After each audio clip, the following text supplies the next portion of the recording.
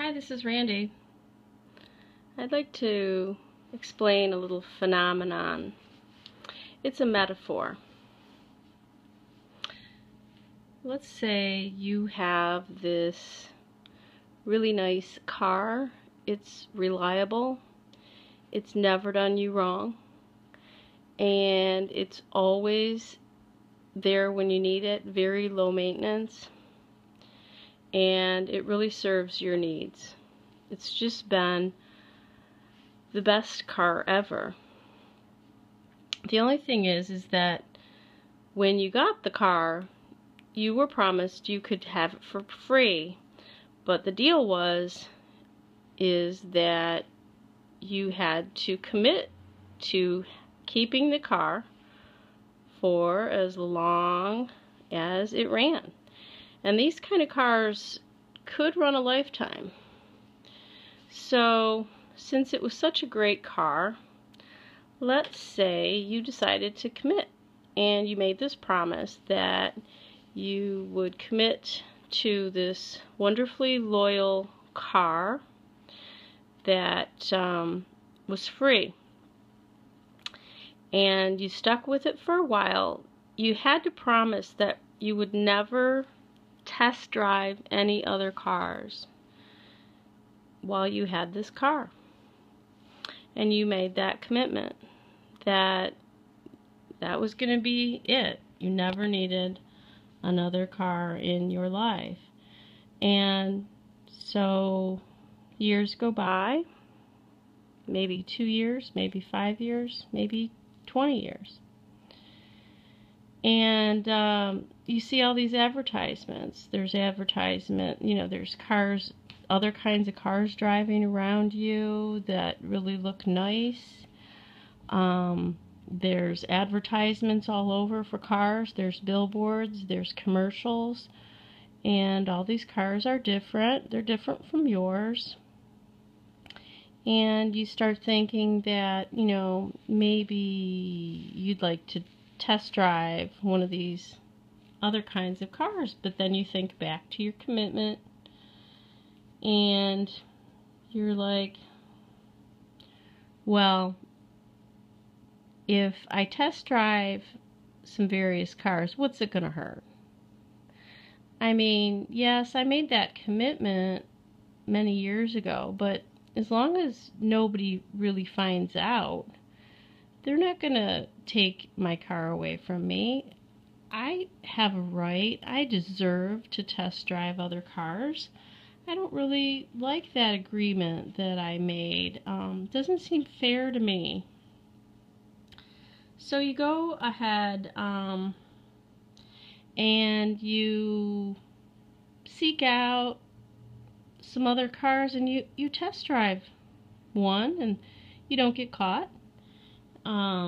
Seemed pretty cool. You were a little nervous because you were really worried about getting caught, but you didn't.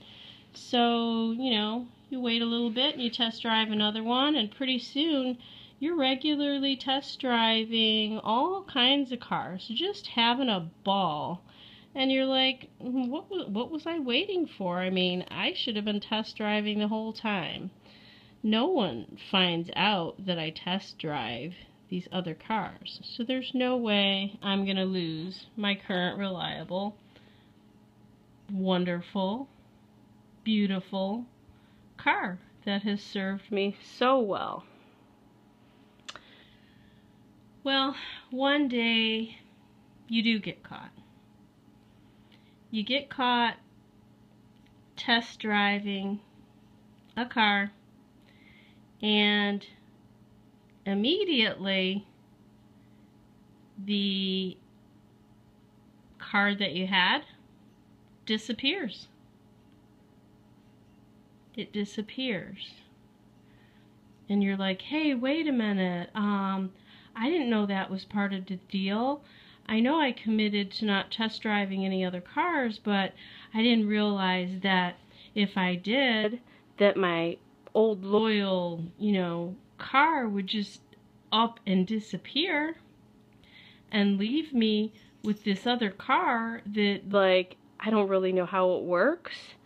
You know, it was fun for the short term, but I don't know if it's going to be reliable. And I don't know how much it's going to cost me. I mean, it's not going to be free like my other car. Okay, now at this point, normal people would say, shit, I think I might have screwed up. Is there anything I can do? Is there anything I can do to change this scenario? I mean, I didn't realize the consequences, and I don't want these consequences. How can I change this? Is there anything I can do to keep or to get back my old reliable car? Because I just wanted to test drive. I really didn't want to buy a new car and then, you know, have that one instead. I wanted to just have my fun. I wasn't planning on completely trading in my loyal car. The one that's worked for me so well. We've been through so much together, and it's super comfortable. Most people would wonder what it was they could do to reverse things. And I don't know if you're, you know, understanding my metaphor yet, but the narcissist does not act like everybody else in this situation. The narcissist does test drive a lot of cars. He does get wrapped up in not thinking that he's going to get caught. But when he does get caught, he doesn't second guess his decision, and he just continues to move on as if everything's normal. That it was actually the agreement that was flawed, not him. Nothing needs to change except the agreement. It just needs to be loosened up a little bit. After all, it was not a reasonable agreement. It was very unreasonable. So, what happens when the narcissist loses that vehicle and he buys the new car? Now he's got to pay. He's got to pay money now. He's got to pay in energy. He's got to pay, he's got to get used to things. Things have now changed, and he doesn't feel like he's in control because, like, he didn't know this was going to happen. He just drove the other cars and broke his agreement. He didn't know that this car was going to get taken away, and he was going to have to, like, adjust. He was going to have to change. He was going to have to, like, relocate. He was going to have to start paying for something. He was going to have to, like, start doing some things to keep this car in shape, because it's higher maintenance. It's a high maintenance car, and it's uncomfortable. So what happens is the narcissist, unlike normal people, will not experience cognitive dissonance because it's too painful. They will not experience that buyer's remorse or buyer's regret when they make a mistake, because it eats up at their grandiosity gap too much. It's too dangerous to even consider that they made a mistake. So they have to rationalize their decisions. They will act, and then their rationalization comes afterward. It's almost as if, instead of thinking and then acting, they act, and then because of their behavior, they conclude that it must have been right. Whatever they do, no matter what the consequences or the rewards, after they do it, they must conclude that it was the right thing to do. So this is called post-purchase rationalization. And this is a rationalization that's based on commitment and the desire to stay consistent with that commitment. So once the narcissist commits to the new car that he was test driving, whether or not he was pushed into that situation of having to choose or not, he may not have been able to choose. After he got caught, he had no more choice in the matter. He lost power. So instead of admitting he made a mistake and trying to fix things, he rationalizes about the commitment and his desire to stay committed, to stay consistent with that commitment that he made in the behavior of testing the car, overrides everything. So basically, he concludes that he was right. He must have been right in what he did, because he can't admit that someone else took control over the situation, and he can't admit that he had a negative consequence for his behavior. It's too dangerous. It's too threatening to admit that a mistake was made, because narcissists, they don't make mistakes. So he experiences this post-purchase dissonance, and he just goes right along, and will even go further toward the new car and rationalize what a great choice it was, because he had no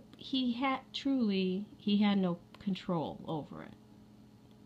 He lost out, and someone else got put in control. They took away his original car. He didn't have a say in it, so he has no other choice than to talk about how great his choice must be. He tries to convince himself, and they lie to themselves. They convince themselves they're the best. They're their own best enemy to convince themselves that a lie is true. So the narcissist would put that new car on a pedestal and think that the new car, even though it was high maintenance, it's uncomfortable, it's unfamiliar, and the level of reliability of it is quite unknown. It might be one of those, cars that came out and it's the first model. It might be a lemon, it might be damaged. You don't know. It's not like the old reliable one that was a sure thing. It's kind of like scary, but what the narcissist will do is explain away and convince himself that what he did was right, and that he's in the best situation that he could ever be in. This was the best thing that could have happened to him, was him getting caught, because now he's got this wonderful new car and it is flawless. It's good. He's very confident that it's going to just run like a top, and it's going to be not only as good as his last car, but it's going to be better. So this is a metaphor for the narcissist and their cheating. And this is how the narcissist does not ever regret cheating, never thinks that it was a mistake. And that's why when you dump the narcissist because he's cheated, he will behave as if it is just fine with him, because he has to. He's not ever able to go back and say, look, what did I do wrong? Look, I think I made a mistake. How can I repair this? The way his brain functions, he must